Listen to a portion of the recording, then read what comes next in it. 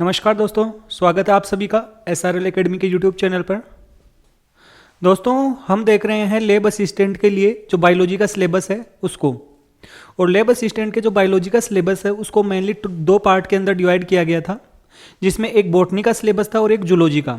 हम पहले जूलॉजी का सिलेबस देख रहे हैं और जूलॉजी का जो सिलेबस था उसका जो पहला टॉपिक था आनुवांशिकी, ये हमने पूरा कंप्लीट करवा दिया है। और साथ साथ में हमने उस टॉपिक के जो MCQ हैं वो भी सोल्व करवाए हैं, तो उसको भी आप जरूर देखना। आज से हम दूसरा टॉपिक शुरू करने जा रहे हैं और वो है जंतु जगत। दोस्तों, जंतु जगत क्या होता है या जो जीव होते हैं उनको किस प्रकार से वर्गीकृत किया गया है, ये सब कुछ हम देखने वाले हैं। सबसे पहले हम देखेंगे कि किस प्रकार से जीव जगत है उसका वर्गीकरण किया गया है, और उसके बाद में हम जंतु जगत पर आएंगे। हम देखेंगे कि जंतु जगत क्या है, उसका वर्गीकरण क्यों किया जाता है, किस आधार पर किया जाता है, और उसके बाद में जंतुओं का जब वर्गीकरण करते हैं तो उसमें कितने संघ होते हैं, उन संघों की क्या क्या विशेषताएं होती हैं, उन संघों में मुख्य रूप से कौन कौन से जीव आते हैं, ये सब कुछ आगे की कुछ क्लासों में हम देखने वाले हैं। लेकिन वीडियो में आगे बढ़ने से पहले यदि आपने चैनल को सब्सक्राइब नहीं कर रखा है तो सबसे पहले चैनल को सब्सक्राइब करें और उसके बाद में वीडियो को लाइक और शेयर भी जरूर करें। तो दोस्तों, हम देख रहे हैं जंतु जगत के बारे में। तो सबसे पहले हम देखते हैं कि जीव जगत, क्योंकि जंतु जगत को पढ़ने से पहले थोड़ा सा हमें उसका इंट्रोडक्शन देखना पड़ेगा, उसका एक सामान्य सा परिचय देखना पड़ेगा कि जंतु जगत किस प्रकार से हम उसको समझ सकते हैं। उसके लिए थोड़ा सा एक बैकग्राउंड, एक बेस बनाना क्या है, जरूरी है। यदि आप सबको समझाया जाए या बताया जाए तो जो भी जीव जंतु हैं इस पूरे विश्व के अंदर जितने भी प्रकार के जीव जंतु पाए जाते हैं उन सभी जीव जंतुओं को हम 5 जगतों में विभाजित करते हैं। ये जो प्रणाली थी, ये जो अवधारणा थी पंच जगत प्रणाली, ये दी थी एक वैज्ञानिक ने जिसका नाम है RH व्हीटेकर। और इस प्रणाली को हम व्हीटेकर की पंच जगत प्रणाली कहते हैं। तो इसके बारे में एक थोड़ा सा इंट्रोडक्शन देखते हैं हम।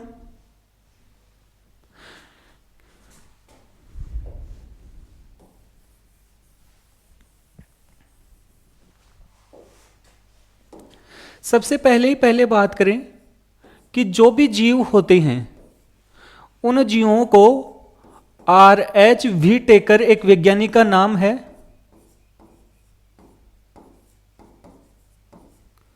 RH व्हीटेकर, इन्होंने 5 जगतों में विभाजित किया है।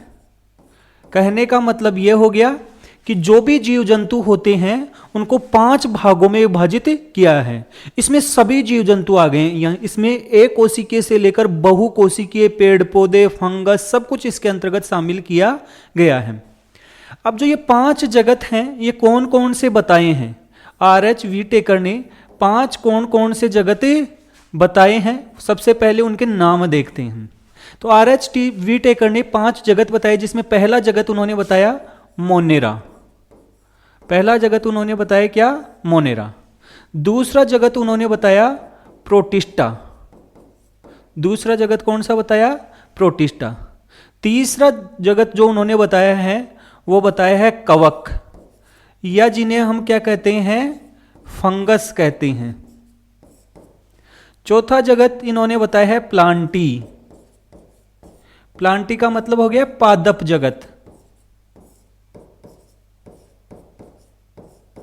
और 5वें नंबर पे जो बताया है वो बताया है एनिमीलिया।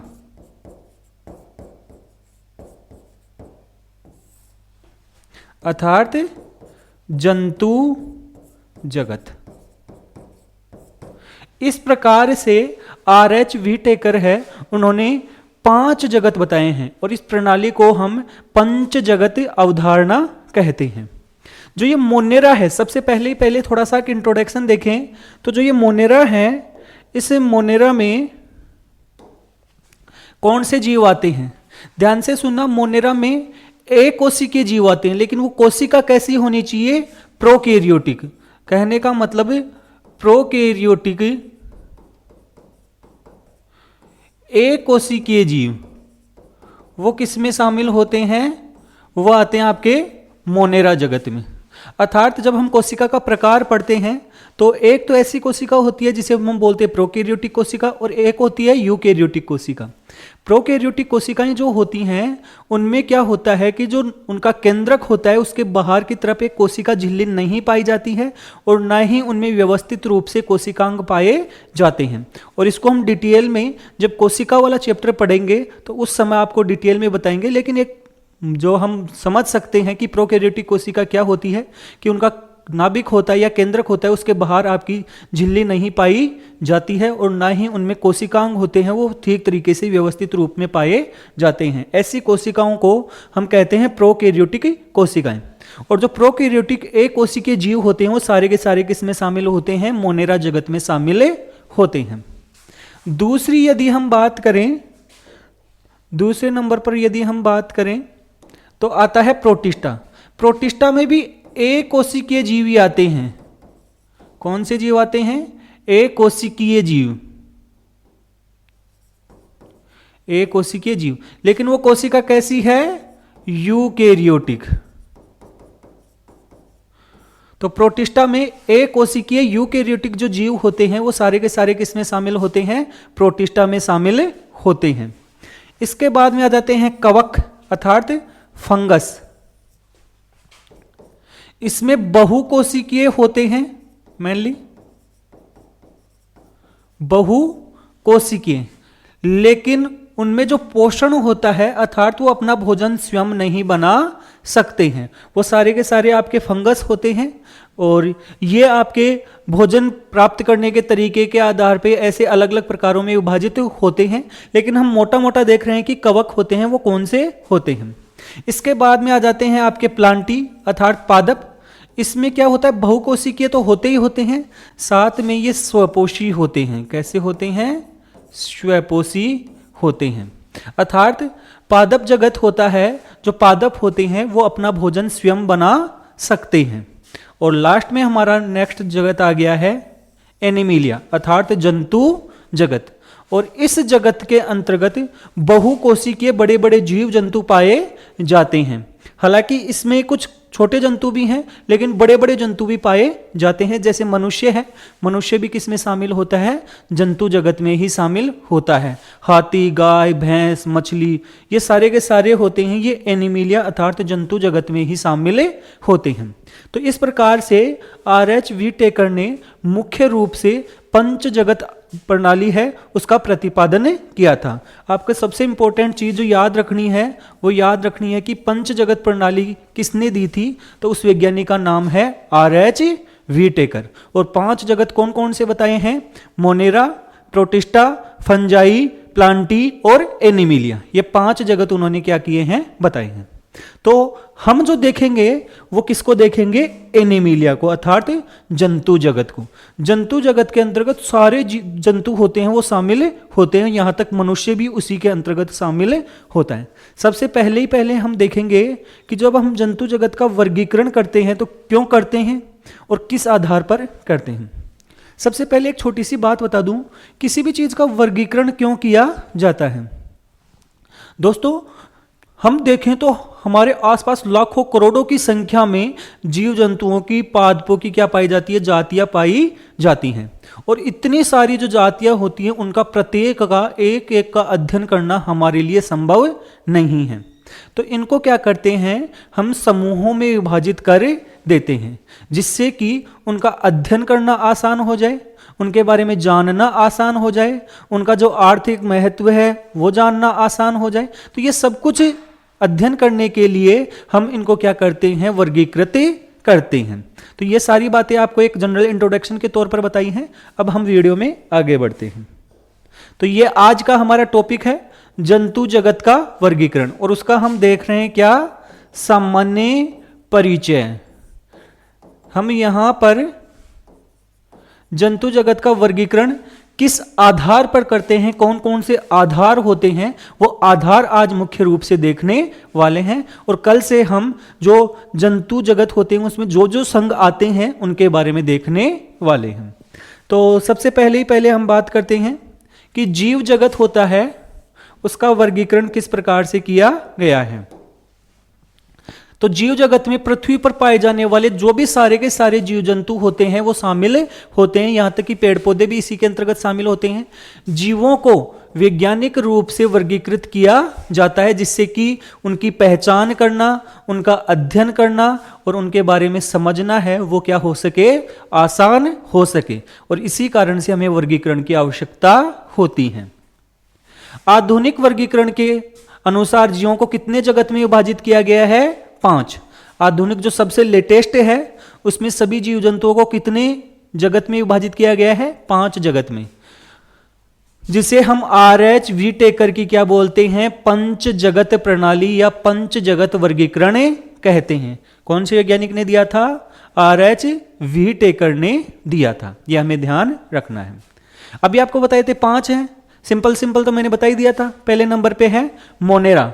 अब मोनेरा होता है, उसमें आपको बताया था सभी जो प्रोकैरियोटिक जीव होते हैं, प्रोकैरियोटिक एक कोशिकीय जीव होते हैं, वो सभी के सभी किसमें शामिल होते हैं?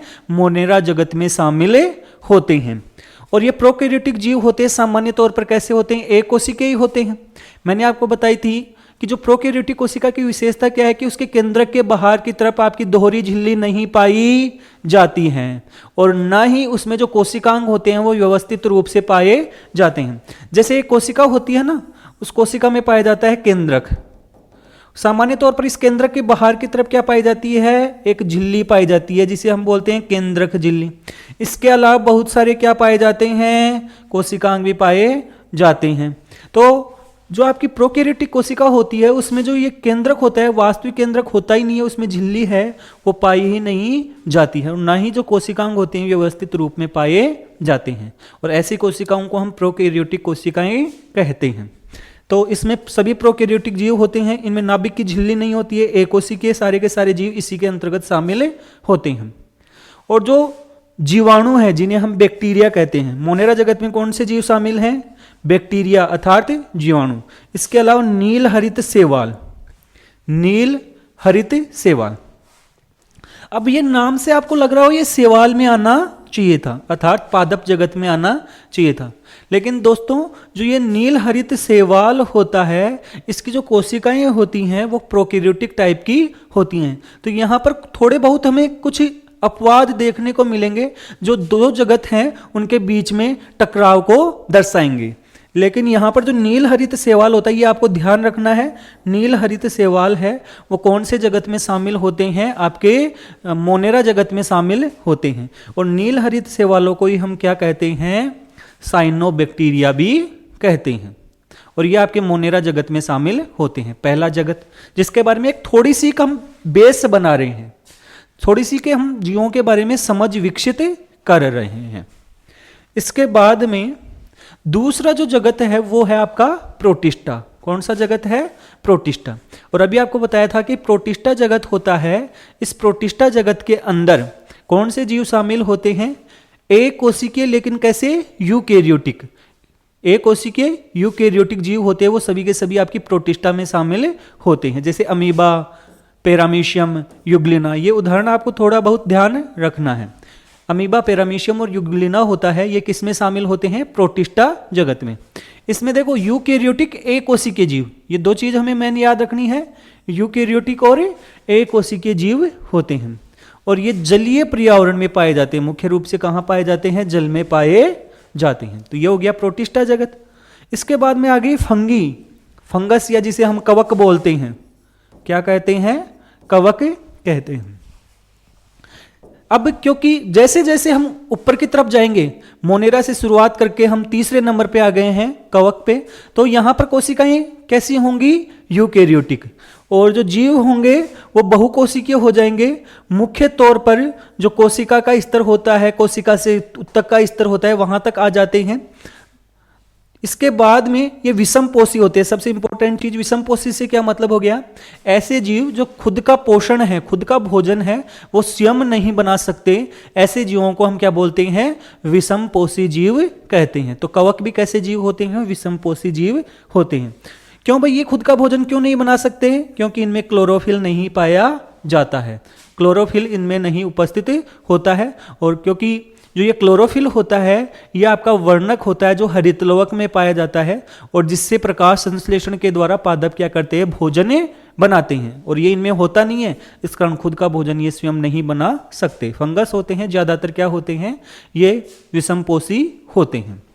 उदाहरण आपका हो गया मशरूम, आप देखते ही होंगे, ईस्ट, फफूंद, ये सारे के सारे आपके क्या होते हैं, कवक में शामिल होते हैं। इसके बाद में नेक्स्ट यदि हम देखें तो चौथा जो जगत है जिसे हम बोलते हैं प्लांटी या पादप जगत। और जैसे नाम से पता चल रहा है इसके अंतर्गत आपके जो पादप होते हैं वहां से लेकर शैवाल होते हैं वहां से लेकर जो आपके बड़े बड़े पादप होते हैं वो सारे के सारे आपके पादप जगत में ही शामिल होते हैं। यहां पर ये यूकेरियोटिक हैं, बहुकोशिकीय हैं और सबसे इंपॉर्टेंट विशेषता है कि ये स्वपोषी होते हैं क्योंकि इनमें क्या पाया जाता है, क्लोरोफिल पाया जाता है। और ये क्लोरोफिल के कारण से प्रकाश संश्लेषण के द्वारा क्या करते हैं, अपना भोजन स्वयं बना सकते हैं। इसमें जैसे सारे के सारे पौधे हो गए, काई, शैवाल हो गया, फर्न हो गया, ये सारे के सारे आपके किस में शामिल होते हैं, पादप जगत में शामिल होते हैं। और नेक्स्ट आ गया है पांचवा जगत जिसे हम बोलते हैं एनिमेलिया अर्थात जंतु जगत। ये भी यूकेरियोटिक बहुकोशिकीय प्रपोषी हैं। प्रपोषी का मतलब यह हो गया कि ये दूसरों से अपना पोषण प्राप्त करते हैं, अर्थात जो जंतु होते हैं ये भी अपना भोजन स्वयं नहीं बना सकते हैं। इनकी एक विशेषता होती है जंतुओं की कि ये गति करने में सक्षम होते हैं। गति करने में, चाहे से वो किसी भी प्रकार से गति करे, चाहे से वो तैर कर करे, दौड़ कर करे, उड़कर करे, रेंग कर करे, किसी भी प्रकार से गति करे। लेकिन जंतुओं की जो विशेषता होती है सामान्य तौर पर वो क्या होते हैं कि वो आपके गति करने में क्या होते हैं, सक्षम होते हैं। जैसे चलना भी हो गया, हम चलते हैं, तो ये सारे गति के क्या होते हैं, प्रकार। तो आपके गति करने में क्या होते हैं, सक्षम। और इसके अलावा तंत्रिका और संवेदना तंत्र इनमें क्या होता है, विकसित होता है। तंत्रिका तंत्र वैसे तो आप जानते होंगे लेकिन फिर भी आपको बता दें कि हमारे पास या जंतुओं के पास में संवेदी अंग पाए जाते हैं जिससे क्या होता है कि हम हमारे वातावरण में होने वाली जो भी घटनाएं होती हैं उनको महसूस कर सकते हैं। जैसे हमारे पास त्वचा है जिससे हम ठंडा गर्म वगैरह महसूस करते हैं, हमारे पास कान है जिससे हम आवाज़ को सुन सकते हैं, हमारे पास आंखें हैं जिससे हम देख सकते हैं, जीभ है जिससे हम स्वाद का पता कर सकते हैं। तो ये सारे के सारे क्या होते हैं, संवेदी अंग, और जिससे हम वातावरण से क्या होते हैं, जुड़े जाते हैं। और वातावरण में क्या क्या हो रहा है ये सब कुछ हमें इन्हीं संवेदी अंगों से पता चलता है। तो इनके पास तंत्रिका और संवेदना तंत्र क्या होता है, विकसित होता है, जिसके कारण से ये अपने आसपास के वातावरण के साथ क्या होते हैं, जुड़े होते हैं। उदाहरण आपके पूरे जंतु जगत में मनुष्य हो गया, कीट हो गया, पक्षी, मछली, सरीसृप, ये सारे के सारे किसमें शामिल होते हैं, जंतु जगत में ही शामिल होते हैं। तो ये हमारा एक बेसिक चीज होगी, एक बेस बना लिया हमने, एक इंट्रोडक्शन दे लिया कि जो सारे के सारे जीव होते हैं वो 5 जगतों में विभाजित है। अब हम जो पढ़ने वाले हैं, हमारा जो मेन टॉपिक है वो है जंतु जगत। और जंतु जगत में सारे के सारे जीव सारे के सारे जंतु हैं वो शामिल होते हैं, मनुष्य भी उसी में शामिल होता है। अब हम देखेंगे कि जो ये जंतु जगत है, इस जंतु जगत की क्या मुख्य विशेषताएं हैं और फिर इस जंतु जगत को किस आधार पर हम वर्गीकृत करते हैं। तो जंतु जगत की यदि मुख्य विशेषताएं देखें तो जंतु होते हैं सामान्य तौर पर कैसे होते हैं, बहुकोशिकीय होते हैं। जंतु कैसे होते हैं, बहुकोशिकीय होते हैं। हालांकि कुछ जंतु जगत में से हम शुरुआती जो प्रोटोजोआ हैं उसमें से देखेंगे कि कुछ जीव एकोशिकीय हैं लेकिन वो अपवाद स्वरूप हैं। तो यहां पर जो बहुकोशिकीय होते हैं अर्थात सभी जंतु होते हैं अनेक कोशिकाओं से मिलकर बने होते हैं, अर्थात ये जंतुओं की क्या होगी, यह विशेषता। दूसरा यूकेरियोटिक, यूकेरियोटिक कोशिका भी आपको बताई थी, ऐसी कोशिका जिसमें आपका जो कोशिका के अंदर केंद्रक है उसके बाहर की तरफ एक दोहरी झिल्ली पाई जाती है। इसके अलावा माइटोकॉन्ड्रिया हो गया, लाइसोसोम हो गया, गोल्जी काय हो गया, जैसे सारे के सारे कोशिकांग होते हैं ये भी व्यवस्थित रूप से पाए जाते हैं और झिल्ली युक्त होते हैं। तो ये आपकी यूकेरियोटिक कोशिकाएं होती हैं। तो जंतुओं में कैसी कोशिकाएं पाई जाती हैं? यूकेरियोटिक कोशिकाएं पाई जाती हैं, जिनमें स्पष्ट नाभिक होता है और इसके अलावा कोशिकांग भी पाए जाते हैं। इसके बाद में अभी आपको बताया परपोषी, अर्थात ये अपना भोजन स्वयं नहीं बनाते हैं, पौधों पर या अन्य जीवों पर क्या करते हैं? निर्भर होते हैं। चलायमान, अभी आपको बता दिया कि अधिकांश जंतु किसी ना किसी रूप में चल फिर सकते हैं। अधिकांश जंतुओं में गति संभव है, जैसे अभी आपको बताया, चाहे से वो चले, दौड़े, तैरे, उड़े, ये सारे के सारे गति के ही क्या हैं? प्रकार। तंत्रिका तंत्र, अधिकतर जंतुओं में विकसित तंत्रिका तंत्र और संवेदनाएं होती हैं, जिसके कारण से हम आसपास के वातावरण के साथ क्या होते हैं? प्रतिक्रिया करते हैं, उसके साथ जो भी गतिविधि होती है उसको महसूस कर सकते हैं। और इसके अलावा यौन प्रजनन प्रमुख होता है, अर्थात इसमें सेक्सुअल रिप्रोडक्शन होता है, अर्थात लैंगिक जनन। मुख्य रूप से इनमें क्या होता है? लैंगिक जनन होता है। हालांकि कुछ जंतु होते हैं जिनमें अलैंगिक जनन भी होता है, लेकिन मुख्य रूप से जंतुओं में किस प्रकार का जनन पाया जाता है? लैंगिक जनन पाया जाता है। तो यह हो गए हमारे जंतु जगत की मुख्य मुख्य विशेषताएं। अब आ जाती है जंतु जगत। अब जंतु जगत है वो बहुत बड़ा है, इसके अंतर्गत बहुत सारे जंतु हैं वो शामिल हैं। एक कोशिकीय जंतु से लेकर बहुकोशिकीय जंतु हैं, पानी में रहने वाले जंतु हैं, स्थल पर रहने वाले जंतु हैं, आपके हिमालय पर रहने वाले, बड़े बड़े पहाड़ों में रहने वाले जंतु हैं, रेगिस्तान में रहने वाले जंतु हैं। तो जंतु जगत है वो बहुत विशाल है। लेकिन इस जंतु जगत का यदि हमें अध्ययन करना हो, इसके बारे में समझना हो, तो इसके लिए हमें क्या करना पड़ेगा? इसका वर्गीकरण करना पड़ेगा। वर्गीकरण का मतलब क्या हो गया कि इसे कुछ समूह में विभाजित करना पड़ेगा, जिससे यदि हम उस समूह के बारे में मोटी मोटी चीजें जान लें तो उसके बारे में हम जंतुओं को समझ सकते हैं। तो हम जंतु जगत का क्या करते हैं? वर्गीकरण करते हैं। जब हम जंतु जगत का वर्गीकरण करते हैं तो जंतु जगत को हम किस में विभाजित करते हैं? जंतु जगत को विभाजित किया जाता है संघ में। जंतु जगत को किस में विभाजित किया जाता है? संघ में विभाजित किया जाता है। कौन कौन से संघ होते हैं, कैसे कैसे संघ होती हैं, सब कुछ हम बाद में देखने वाले हैं। हमें यह देखना है कि जब हम जंतु जगत का वर्गीकरण करते हैं तो कौन कौन से मुख्य आधार होते हैं जिसके आधार पर हम वर्गीकरण करते हैं या उन्हें संघों में विभाजित करते हैं। तो जो आधार है, सबसे पहला जो आधार है वो है हमारा कोशिका का संगठन का स्तर। कोशिका का संगठन का स्तर। अब आप समझ रहे होंगे कि कोशिका संगठन का स्तर क्या है, तो चलो हम देखते हैं। देखो, आपका कोशिका संगठन का यदि हम स्तर देखें तो जो सभी जीव हैं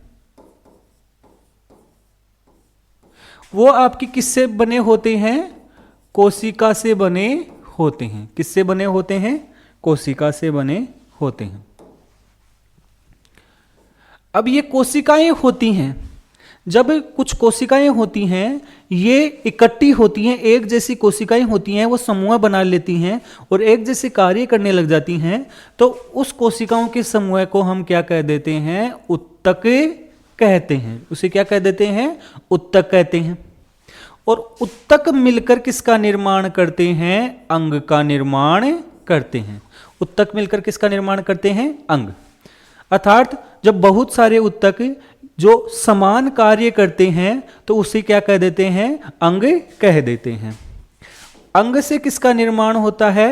तंत्र का निर्माण होता है। जब बहुत सारे अंग होते हैं किसी एक विशेष कार्य को संपादित करने के लिए, एक आपस में सामंजस्य स्थापित कर लेते हैं, तो उसे हम क्या बोल देते हैं? तंत्र। और तंत्र से क्या बनता है? आपका जीव। तो जंतु जगत में कुछ जो जीव होते हैं वो केवल कोशिकीय स्तर के होते हैं, अर्थात उनका जो शारीरिक स्तर होता है वो कोशिका स्तर का ही होता है। जो सारे के सारे कार्य होते हैं वो कोशिका स्तर पर ही संपादित किए जाते हैं। कुछ जीव होते हैं वो थोड़े विकसित हो जाते हैं और उनमें क्या हो जाता है कि कोशिकाएं मिलकर किसका निर्माण कर लेती हैं, उत्तकों का निर्माण कर लेती हैं। किसका निर्माण कर लेती हैं, उत्तकों का निर्माण कर लेती हैं। उससे उच्च जो जीव होते हैं उसमें उत्तक मिलकर किसका निर्माण कर लेते हैं, अंग का निर्माण कर लेते हैं। और बाद में अंग से क्या बन जाते हैं, तंत्र, और तंत्र से आपका पूरा का पूरा क्या बनता है, जीव बनता है। इंग्लिश में आप सबको पता ही है, इसको हम सेल कहते हैं और इसको हम टिश्यू कहते हैं। यह आपका ऑर्गन हो गया है, ये सिस्टम हो गया है और ये ऑर्गेनिज्म। तो इस प्रकार से एक जो संगठन का स्तर है, कोशिकीय संगठन, मतलब उनमें कौन से स्तर का संगठन है, उस आधार पर भी हम जंतुओं को क्या करते हैं, वर्गीकृत करते हैं। अर्थात उसका संगठन का स्तर है वो कोशिकीय स्तर भी हो सकता है, उत्तक स्तर का भी हो सकता है, अंग स्तर का भी हो सकता है, तंत्र स्तर का भी हो सकता है। तो चलो हम देखते हैं कि कोशिकीय संगठन का स्तर। जंतुओं में शरीर में संगठन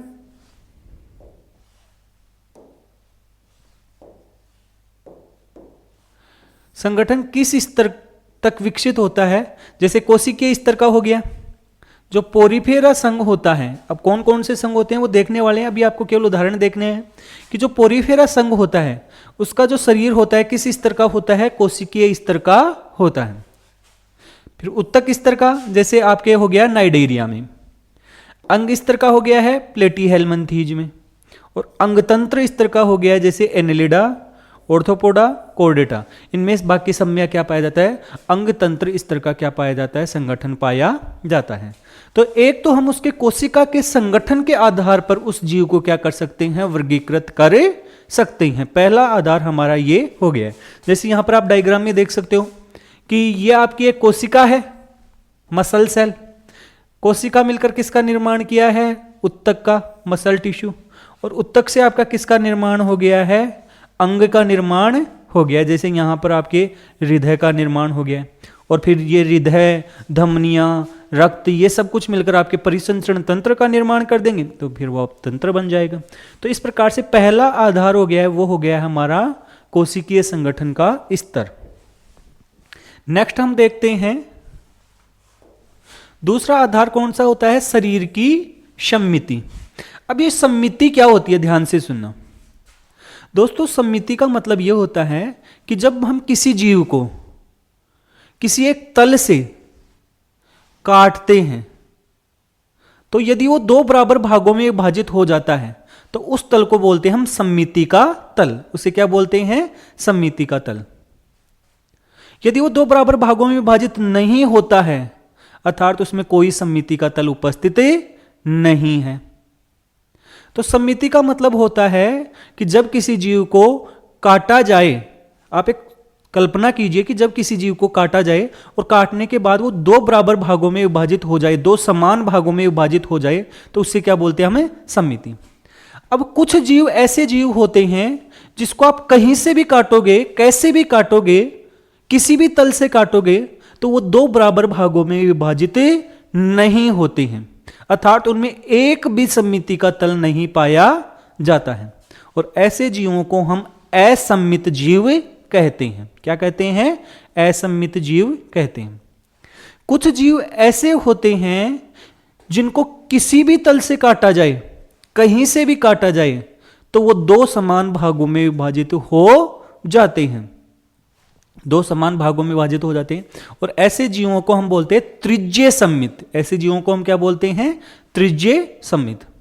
और कुछ जीव ऐसे होते हैं जिनमें केवल एक ही तल से यदि काटा जाए, केवल एक तल होता है, वहां से काटा जाए तो वो दो समान भागों में विभाजित हो जाते हैं, बाकी किसी तल से विभाजित नहीं होंगे। जैसे मैं मेरा उदाहरण दूं या मनुष्य का उदाहरण दूं, तो मनुष्य में केवल एक ही तल होता है जहां से मनुष्य को दो समान भागों में विभाजित किया जा सकता है, और वो तल होता है जब यहां बीच में से काटा जाए, या ये तल है, ये हमें दो समान भागों में क्या करता है, विभाजित करता है, एक इस तरफ का और एक इस तरफ का। दोनों तरफ सेम चीजें होंगी। यदि हम ऐसे काटें तो दो समान भागों में विभाजित नहीं होंगे, क्योंकि ऊपर की तरफ सिर रह जाएगा, नीचे की तरफ क्या रह जाएंगे, पैर रह जाएंगे, और बाकी सारी चीजें भी अलग अलग हैं। तो मनुष्य में कौन सा तल है सममिति का, केवल एक तल। और ऐसे जीव जिनको केवल एक समतल से आपके दो समान भागों में विभाजित किया जा सकता है, ऐसे जीवों को हम क्या बोलते हैं, द्विपार्श्व सममित। तो सममिति के आधार पर जीव होते हैं वो तीन प्रकार के होते हैं, असममित, त्रिज्य सममित और इसके अलावा द्विपार्श्व सममित। तो अभी आपको बताया जंतु के शरीर की बनावट किस आधार की है, असममिति। मतलब ये वाला जो आप जीव देख रहे हो, आप कहीं से भी इसको काटोगे तो दो समान भागों में विभाजित नहीं होगा, चाहे इसे ऐसे काटो, चाहे इसे ऐसे काटो, ऐसे काटो, ये दो समान भागों में विभाजित नहीं होता है। अर्थात ऐसे जीव क्या कहलाते हैं, आपके असममित जीव कहलाते हैं। जैसे इसका उदाहरण क्या दिया हुआ है, स्पंज, ये स्पंज है। इसके बाद में यदि हम देखें त्रिज्य सममित, त्रिज्य सममित का मतलब आप इसको कहीं से भी काटोगे, इधर से काटोगे तो भी दो समान भागों में विभाजित हो जाएगा, ऐसे काटोगे तो भी दो समान भागों में विभाजित हो जाएगा, ऐसे काटोगे तो भी दो समान भागों में विभाजित हो जाएगा। और ऐसे जीवों को हम बोलते हैं त्रिज्य सममित। और इसका उदाहरण है जेलीफिश। ये जो आपको उदाहरण देख रहे हैं ये कौन सा है, जेलीफिश। इसके अलावा एक होता है द्विपार्श्व सममित। जैसे यहां पर मनुष्य का एक चित्र है कि यदि हम सामने से इसको एक तल होता है जिससे यदि दो समान भागों में विभाजित किया जाए तो ये विभाजित हो जाता है, एक दायां भाग और एक बायां भाग। इस कारण से मनुष्य कैसा होता है, द्विपार्श्व सममित होता है। इसी प्रकार से मानव हो गया, कीट हो गया, गाय, भैंस, ये सभी में क्या पाई जाती है, द्विपार्श्व सममित होते हैं। तो सममिति के आधार पर भी जीवों को क्या किया जाता है, विभाजित किया जाता है। तो हमने दो आधार देख लिए, संगठन, कोशिकीय संगठन का स्तर, दूसरा हमने देख लिया सममिति के आधार पे। तीसरा हम देखते हैं, वो देखते हैं जर्म लेयर या भ्रूणीय स्तर। दोस्तों कोई भी जो जंतु होता है उसकी शुरुआत आपकी होती है वो युग्मनज अर्थात जाइगोट से होती है, और जाइगोट से फिर धीरे धीरे विकसित होकर यह भ्रूण बनता है, और भ्रूण से फिर उसका जो जीव बनता है। अब जब भ्रूण बनता है, उस भ्रूण में कितने स्तर बनते हैं या कितनी परत बनती हैं, उन परतों के आधार पर भी जंतुओं का वर्गीकृत किया जाता है। कुछ जंतु ऐसे होते हैं जिनके भ्रूण में केवल दो ही स्तर बनते हैं, दो ही परत बनती हैं, एक बाह्य परत और एक आंतरिक परत, अर्थात जिसे इंग्लिश में बोले तो एक्टोडर्म और एंडोडर्म। जबकि कुछ जीव ऐसे होते हैं जिनमें तीन परत बनती हैं, एक्टोडर्म, मेजोडर्म और एंडोडर्म। तो ऐसे जीव जिनमें केवल दो ही परत बनती है उन्हें बोलते हैं द्विकोरकी, और ऐसे जीव जिनमें तीन परत बनती है भ्रूणीय अवस्था में उन्हें हम बोलते हैं त्रिकोरकी। तो भ्रूण विकास में परतों की संख्या के आधार पर हम आपके द्विस्तरीय और त्रिस्तरीय बोल सकते हैं, अर्थात द्विकोरकी, कोरक का मतलब होता है परत या लेयर, और ये हो गया त्रिकोरकी। यहां पर आप देख सकते हो, आपको ये जो बीच में एक स्तर दिख रहा है, ये स्तर आपका क्या है, नॉन लिविंग है, अर्थात ये वास्तव में कोई एक स्तर नहीं है, इन दोनों के बीच में एक नॉन लिविंग स्तर है। तो ये वास्तव में इसकी जो परत है दो ही हैं, एक ये बाहर की तरफ और एक अंदर की तरफ, अर्थात ये बाहर की तरफ होगी आपकी एक्टोडर्म और अंदर की तरफ कैसी हो गई है, एंडोडर्म। और ऐसे जीवों को हम बोलेंगे द्विकोरकी। यहां पर आप स्तर देखोगे तो तीन, 1 2 3, इनमें कौन कौन सी है, एक्टोडर्म, बीच वाली को मेजोडर्म और अंदर ही अंदर वाली को हम बोलते हैं एंडोडर्म।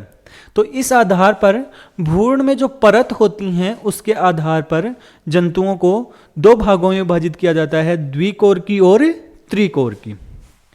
इसके बाद में नेक्स्ट आधार हम देखते हैं शरीर में गुहा की उपस्थिति। गुहा का मतलब शरीर में खाली जगह, केविटी जिसे बोलते हैं, या जिसे हम बोलते हैं सिलोम। गुहा को क्या बोला जाता है, सिलोम कहा जाता है।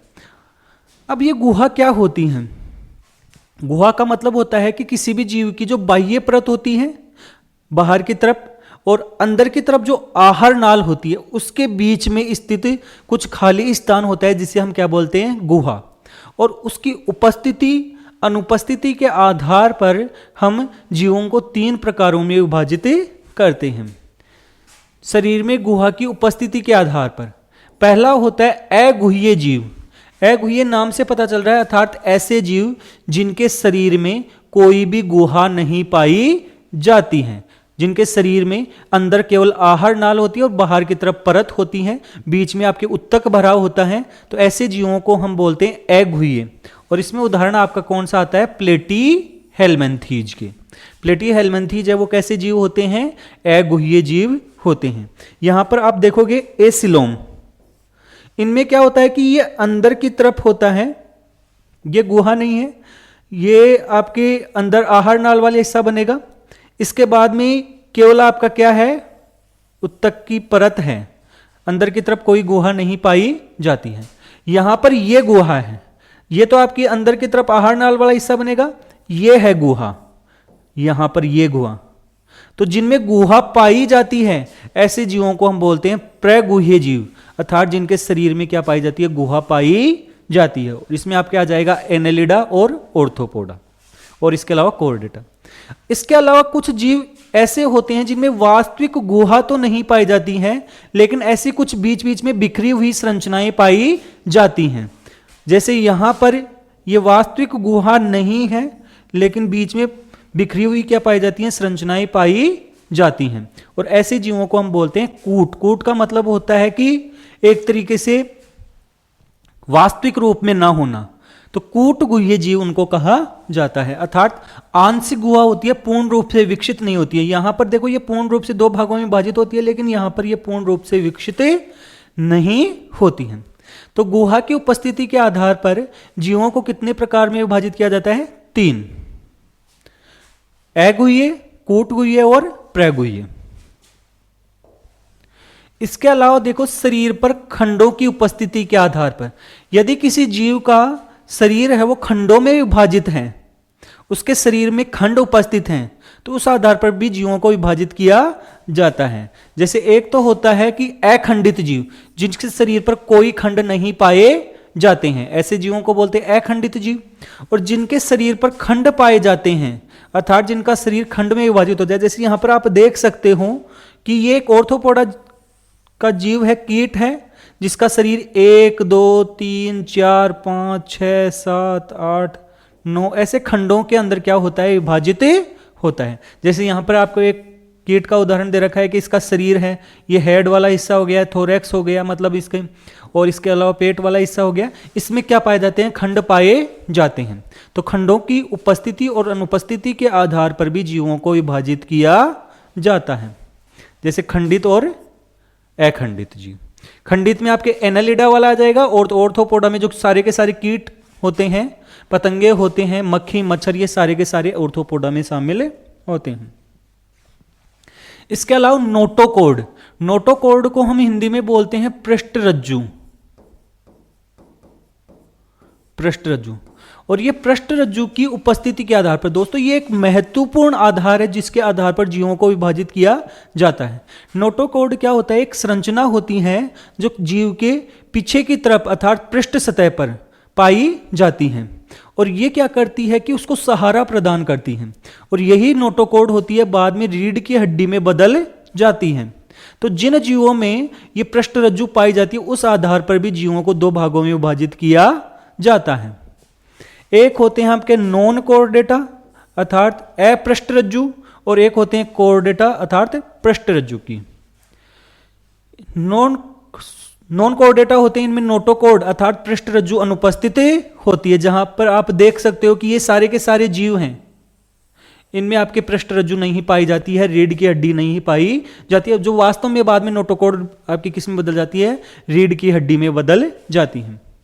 और कोर्डेटा में ये नोटोकॉर्ड क्या होती है? उपस्थित होती है। जैसे ये सारे के सारे जीव जंतु देख सकते हो, यहां पर बाघ है, यहां पर आपका स्नेक है, ये मछली है, तो इन सब में क्या पाई जाती है? नोटोकॉर्ड पाई जाती है। तो इस आधार पर, पृष्ठरज्जु के आधार पर जीवों को मुख्य रूप से 2 भागों में विभाजित कर दिया जाता है, एक कोर्डेटा और एक नॉन कोर्डेटा। तो अभी एक वर्गीकरण का मुख्य आधार होता है, ध्यान से सुनना, वर्गीकरण का क्या होता है? मुख्य आधार होता है कौन? पृष्ठरज्जु। और जो ये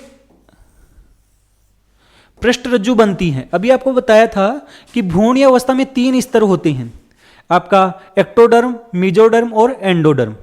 ये पृष्ठरज्जु जो बनती है वो कौन से स्तर से बनती है? मेसोडर्म से बनती है। नेक्स्ट देखो, परिसंचरण के आधार पर भी विभाजित किया जाता है। एक तो होता है खुला परिसंचरण और एक होता है बंद परिसंचरण। क्या होता है खुला परिसंचरण? देखो, यदि मान लो ये हार्ट मतलब हृदय है और यहां से रक्त आ रहा है और शरीर में एक गुहा है, इसी के अंदर सारे के सारे अंग डूबे हुए हैं और ये रक्त आकर इसमें भर रहा है, इस गुहा में भर गया और जहां पर भी जिस भी अंग को ऑक्सीजन की या पोषक पदार्थों की आवश्यकता है यहां से ले लेता है और बाकी जो भी उत्सर्जी पदार्थ होते हैं उनको यहां पर छोड़ देता है।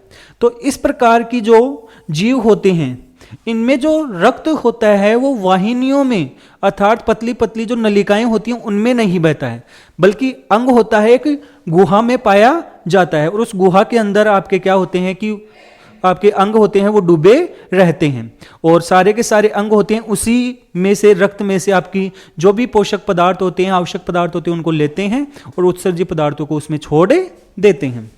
जबकि कुछ जीव जंतु होते हैं उनमें क्या होता है कि हृदय से प्रत्येक अंग तक प्रत्येक कोशिका तक क्या होता है कि रक्त होता है वो किसकी सहायता से पहुंचाया जाता है? नलिकाओं की सहायता से पहुंचाया जाता है। जैसे हमारी जो शरीर है उसमें प्रत्येक जो कोशिका है वहां तक रक्त को आपकी नलिकाओं की सहायता से, आपकी धमनी होगी, धमनिकाएं होगी, कैपिलरी होगी, उनकी सहायता से पहुंचाया जाता है। अर्थात रक्त पतली पतली नलिकाओं की सहायता से प्रत्येक अंग तक पहुंचता है और ऐसे परिसंचरण को हम बोलते हैं बंद परिसंचरण।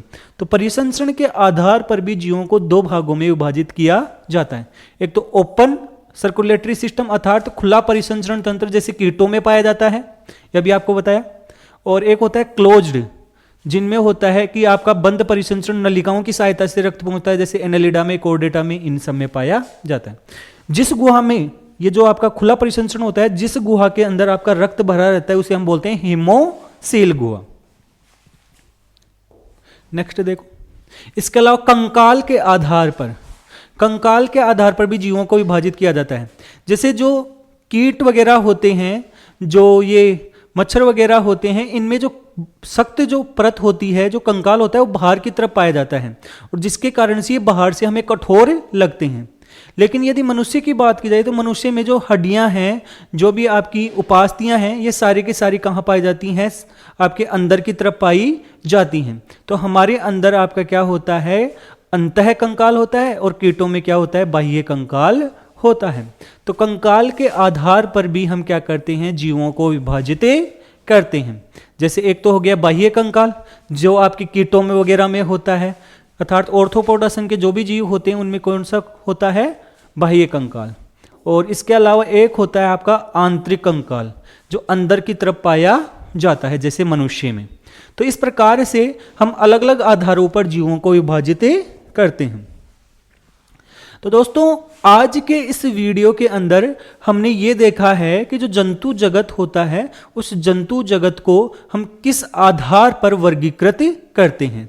हमने यहाँ पर बहुत सारे आधार देखे हैं, जैसे कोशिका के संगठन का स्तर देखा है, इसके अलावा भ्रूण में जो परत होती हैं उनके आधार पर विभाजित करते हैं। इसके अलावा हमने देखा है कि जो गुहा होती है उसकी उपस्थिति अनुपस्थिति के आधार पर देखा है, परिसंचरण के आधार पर देखा है, कंकाल तंत्र के आधार पर हमने देखा है। तो ये सारे के सारे क्या होते हैं? इन आधारों पर जंतुओं को क्या किया जाता है? वर्गीकृत किया जाता है। आप सभी को ये वीडियो कैसा लगा है जरूर बताना, और यदि आपको समझ में नहीं आया तो कमेंट जरूर करना, और इसके अलावा वीडियो को लाइक और शेयर जरूर करना। धन्यवाद।